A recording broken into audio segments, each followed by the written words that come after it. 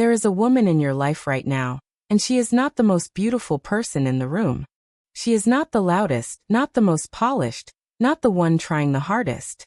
And yet, somehow she is the one people move toward. She is the one being chosen, being pursued, being prioritized. And somewhere inside you, a quiet question forms. Why her and not me? That question is not vanity. It is data. It is your nervous system telling you that something beneath the surface is operating differently, and it wants to understand what. Here is what no one is saying out loud. In 2026, across every dating app, every social circle, every Saturday night, the same pattern keeps repeating. Women who do less get more. Women who perform less connect more deeply. Women who stop auditioning get chosen. And the reason is not luck. It is not timing. It is psychology. The woman who keeps getting chosen is not operating from a better face or a better wardrobe. She is operating from a different internal architecture. She has built something most people never build. A foundation of self that does not need external confirmation to stand upright. And that foundation changes everything about the energy she broadcasts before she even opens her mouth. This video will show you exactly how that foundation is built, and what it actually feels like to live from it. Stay until the end, because what I am about to explain is the difference between a life where love keeps passing you by, and a life where it moves toward you naturally. Let us start with the thing that is secretly destroying your presence in every room you enter. Most women who feel overlooked are not overlooked because they are unattractive. They are overlooked because they are hidden. They spend entire conversations monitoring themselves, adjusting their tone, editing their opinions, softening their reactions. They wear subtle masks so refined, so familiar, that they no longer recognize them as masks. They have simply become the performance. The editing happens in small ways. You laugh at the right moments. You avoid the topics that once got you misunderstood. You keep the more intense parts of your personality off the table until you feel safe enough to show them. And you never feel safe enough. This is what I call micro self-abandonment. It is not dramatic. It does not feel like a breakdown. It is the quiet, daily act of choosing the version of yourself most likely to be accepted over the version of yourself that is actually real. And every time you do it, you send a signal to your own nervous system that says, who I actually am is not safe to be. That signal compounds. It becomes a belief. And that belief becomes the energy you transmit into every interaction. Even the ones where you think you are performing confidence perfectly. People can feel it. Not consciously. They cannot name it. But they feel the difference between someone whose presence is grounded and someone whose presence is conditional. The woman who radiates groundedness makes other people feel calm. The woman performing confidence makes other people feel slightly on edge, because on some level, they sense the gap between what she is showing and what she actually feels. Here is the real mechanism behind attraction that no one teaches. Long-term attraction, the kind that turns into commitment and emotional security, is not built on beauty. It is built on presence. And presence is only possible when you have already chosen yourself before anyone else gets the opportunity to. The women who are consistently chosen have internalized something the overlooked woman has not. They do not enter a room looking for validation. They enter already validated. Their sense of worth does not spike when someone is obsessed with them, and it does not collapse when someone pulls away. They are not dependent on any single interaction to confirm that they are enough. That stability, that emotional steadiness, is one of the most attractive forces in human psychology. People gravitate toward it because stability is rare. In a world where everyone is swiping faster, performing harder, burning out from connection attempts that never land, the person who seems genuinely at home in herself stands out completely. Now here is where it gets more specific.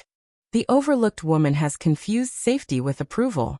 Her entire strategy in dating is built around not being rejected, which means she is always one step removed from actually being seen. She is pleasant when something genuinely bothers her. She is flexible when she has a real preference. She is available when she actually needs space. All of it designed to reduce the risk of someone leaving. But the tragedy is this: when you only show people an edited version of yourself, no one can actually connect with you. They are connecting with the performance. And eventually the performance gets boring, because it has no depth. The real you, the one you keep off the table, is where the actual magnetism lives. That is what people sense is missing. The women who are always chosen, the ones you look at and think, why her? They have accepted one uncomfortable truth. They understand that rejection is not evidence of their unworthiness. It is information about compatibility. And that shift from rejection as wound to rejection as data changes the entire experience of dating. When you stop treating every interaction as an audition, something physical happens in your body. Your shoulders drop. Your voice settles. Your humor comes out because it belongs to you, not to a role you are playing. You stop overthinking what to say next because you are actually listening. You become interesting, not because you tried to be, but because you are finally present. This is the paradox at the center of all of it. The less you try to be chosen, the more you are. But there is one more layer that most people skip over entirely, and it is the most powerful one. The women who are consistently chosen do not just believe they deserve love in theory. They expect it. Not from a place of arrogance, not from a place of entitlement, from a place of alignment.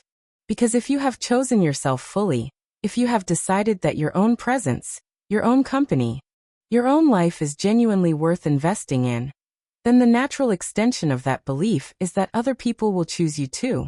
It becomes woven into how you carry yourself. It shows up in your posture, in what you tolerate, in what you walk away from without drama. And when you carry that expectation in your bones, the people around you can feel it. They do not know why they are leaning in. They just are.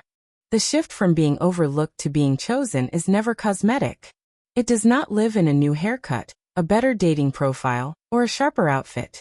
Those things can support the transformation, but they are not the transformation. The transformation is internal. It is the moment you decide, quietly, without announcement, that you are no longer willing to abandon yourself in small ways in exchange for someone else's approval. It is the moment you stop whispering to yourself in the mirror that people would leave if they knew the real you, and start operating from the truth that the real you is the only version worth meeting. That shift changes your frequency. It changes your standards. It changes the quality of people who enter your life, because you stop settling for connections that require you to be less than you are. And the world responds. Not metaphorically, literally. The conversations get deeper. The connections get more real. The right people stay longer. There is a reason intentional dating has become the defining approach of this generation. Millions of people are exhausted from performing. They are tired of swiping, adjusting, and still ending up alone in the way that matters. What they actually want is to be known.